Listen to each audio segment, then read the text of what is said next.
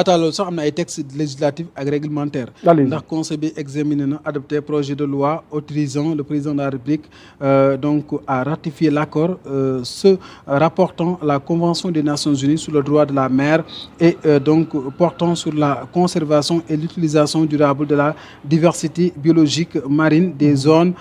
donc ne relevant pas de la juridiction également nationale.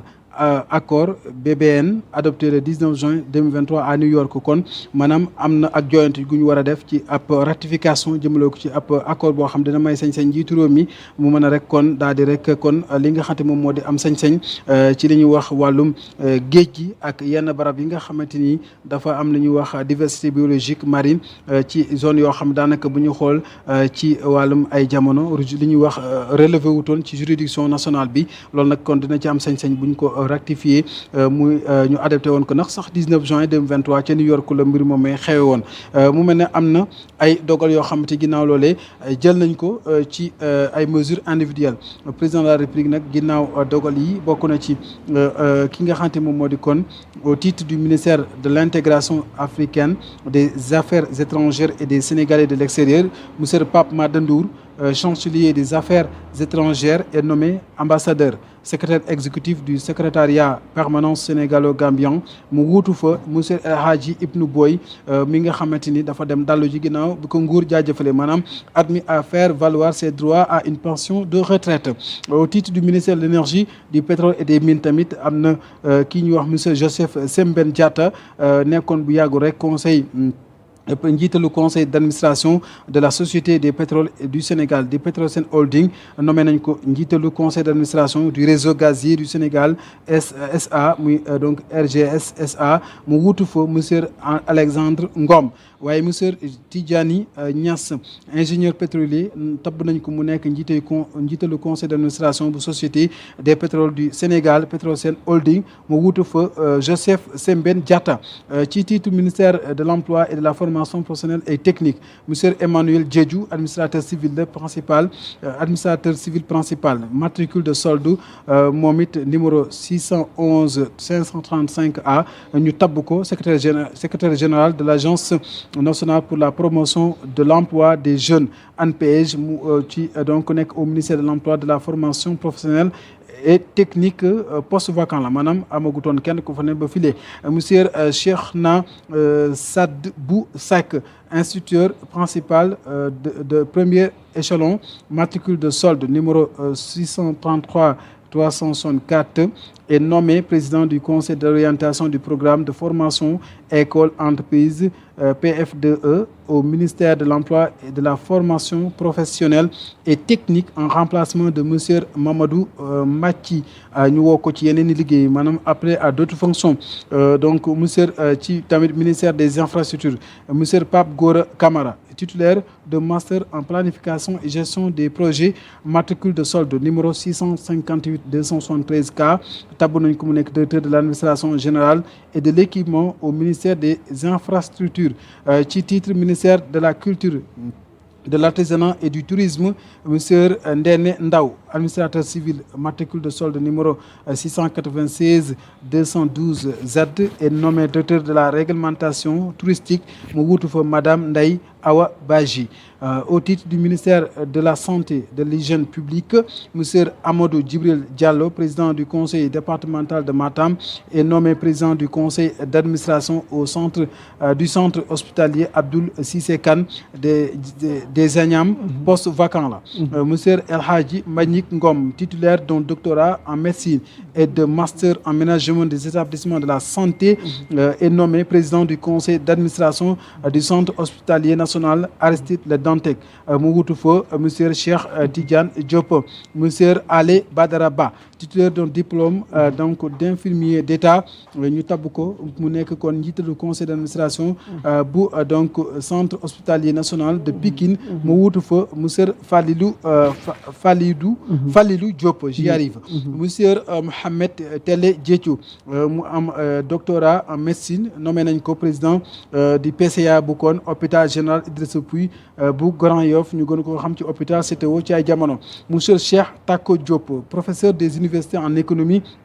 de la santé et administration de services de santé tabb ko mu nekk PCA bu centre hospitalier national Matlaboul Fawzeyni de Touba mu wutu fa monsieur Khadim Awa Balla Mbacké. Monsieur Amadou Gallo Diop professeur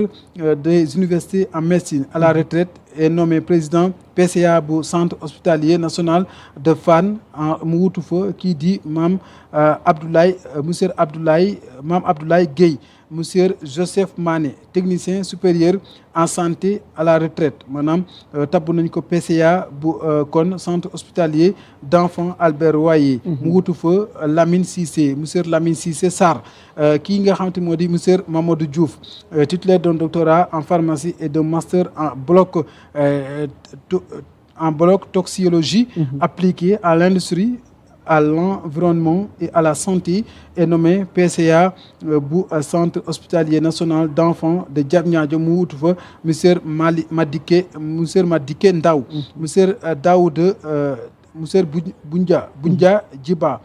professeur des universités en médecine est nommé PCA bu centre hospitalier national Dalal Jamm mu wutu fa monsieur Mamadou Ndiaye monsieur Al Gaye Ngom titulaire d'un doctorat en médecine et d'un master en santé publique est nommé président du conseil d'administration du centre hospitalier national Cheikh Ahmadoul Khadim de Touba poste vacant la maanaam ba filee kenn nekk gu fa woon monsieur Arona Diop technicien supérieur en santé est nommé président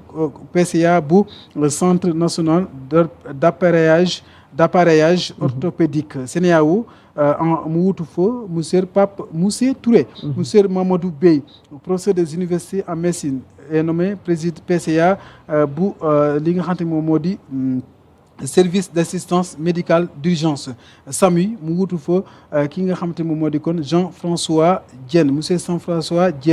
monsieur Serigne Abdoul Ba professeur des universités en médecine à la retraite est nommé PCA pour centre hospitalier national Seydi Alhaji Malick Sy de Tivaouane. Marie-Rose Khady Fatou Faye secrétaire d'État auprès du Premier ministre chargé des relations avec les institutions porte-parole du gouvernement moo signé kon bi lay communiqué ñu daal di koy publier tout à l'heure. amati na solo Abdoulaye xam naa dañuy bëgg a yëkkati jotaay waxtaan ngir waajal li nga xamante ni démb ak léegi yeneen koy xaar ginnaaw bi ñu leen ko annoncé di leen wax ni yegg si na mi ngi ak ñun ci kanam ñu daal di ànd ak moom mu nekk suñu invité gu mag gi jotaay Salam Sénégal kooku Khadija Mahécor Diouf la elle est femme politique yàlla dogal moom moo jiite mairie Golf Sud mois de la femme la ñu wax mars alhamdulilah yàlla mi dara teewul defe naa boobu ak léegi amaguñu woon soxna ci jotaay waxtaan wi waaye mu dëpp ak weer wi xam naa ce sera l'occasion d'échanger avec elle ay tomb yu soxal tolluwaay réew mi Abdoulaye defe naa ci kàddu yooyu lañ bëgg yëkkatee jotaay waxtaan ngir waajal suñu gan gi nga xamante ni tey jii nii internautes yi boobu ak léegi ñu ngi xaar ngir ñu tàmbaleeg moom waxtaan wi à partir de 22h. xam naa sax noonee rek la ñuy kon daal di rek jaajëfal téléspectateurs internautes yi ñu doon bàyyi xel bu baax a baax ci seen rendez-vous bi nga xam ne chaque mercredi après chaque conseil des ministres daañu ci ñëw de fond en comble ñëw sur les informations yi nga xamante moom mooy wadde ci ndaje mu am solo mais surtout nga préciser importance su concept gi ndax defe naa ni ci ñun la njëkkee waaye fi mu ne ni mel na ni médias yi bëri ñu ngi koy bàyyi xel parce que nekk ci sa réew gouvernement na fi te xamoo ci lu ñu ne wala li ñuy def tamit li nga xam parce que les médias dañoo am rôle de service mission de service public. exactement nga leeral loolu tamit waaw. souvent dafay am solo yi nga xam dafay wadde dafay am ñu muy soxal ñoo xamante ni dañuy bëgg ñu xam leen bu baax a baax li nga xamante mooy ay mesures yu ñu jël wala bokk politique tey jii lu mel ne démb daje mi nga xam PM def na ko mu nekk une rencontre importante parce que jëmale ko ci le conflit bi am au niveau du Moyen-Orient moom mu jël li ñu naan gouverner c'est prévoir parce que nos dirigeants yi nga xam dañ fi daan nekk li malheureusement dañuy bàyyi ba jaan dem ngay topp ci wates gi mais souvent ngay jël ay matuwaay ci boo séenee dara li ñu naan xoddeeku ca bala ngay lakkale je pense que ne yu mel noonu aussi askan bi di ko xam man préparer psychologiquement ak yeneen mesures yoo xamante ni boo xoolee sur le plan éducatif président wax na ci ak agricole bi nga ñëw ci santé bi nga xam te ñu ngi ci problème transmission volontaire du VIH/SIDA je pense que ce dispositif bi nga xamante ni la tutelle le ministère de la santé mi ngi koy mettre en place ak yi fa xew noonu jàpp na dina nekk dans ce sillage ñu mën a gën a aussi vraiment aar askan bi parce que nag population bi loolu la ñu xaar ci ñi nga xam ñoo leen di gouverner et je pense que et tant d'autres points yoo xamante ni évoqué nañ ko et que chaque conseil des ministres aussi noonu lañ ko defee te noonu lañ ko daan defee te noonu lañ koy continuer defee bu soobee suñu borom en tout cas Mawlana tabaraka wa taala bu weesoo chaîne bu mag bi moom ku koy def moom nag ñuy bàyyi xel na nu koy defee dina ci am solo tamit waaw bëri na ñu koy def waaye na ngeen xam nga pomme du néew waaw ba tey baax na nga Angleterre nag teer jee leen boole waaye moo pomme de terre boo. amatina solo Abdoulaye alors di leen wax ni tout à l'heure mbokk yi ngeen nëgëndiku rek. ñu waaj a dalal sama jigéen koo xamante ni. déet sunu jigéen kat bul ne si jigéen. yàgg nañ si terrain bi. daal nañ live di bokk benn écouteur. ku yàgg engagé ci projet bi. ku fonk projet bi xam naa tey danaa ko fàttali takkusaan bu xoromu ci cité kër góor gi. bi yëf yi takkarnaase. léegi nag tal na sol grand boobu mais ay jamono yaa Moussa talul sol grand boobu ay jiin lay takk. waaw sol casquette. waaye léegi xam nga grand boobu moom. xam nga réew mi teel a mbir yi neex a nettali waaye ñoom ñii dama koy wax tout le temps. am na ñu dabe nag. bëgg indi beneen histoire gu bokk ak histoire gi am. ñun li nu fekkee te nettali ko te mën ko wax en tant que taskatu xibaar ñii lañ nekkaloon bi dëkk bi di tàkk di xar ñaar. am na solo waaw am na loo xam ne nag moom mën nañ ci dëkkaat ci biir waxtaan wi tamit. danañ ko weeru jigéen yi la. moom la ñuy dalal ci kanam incha allah. ci semaine de la femme Khadija Mahécor Diouf bu ko defee nag na ngeen ko xaar tout à l'heure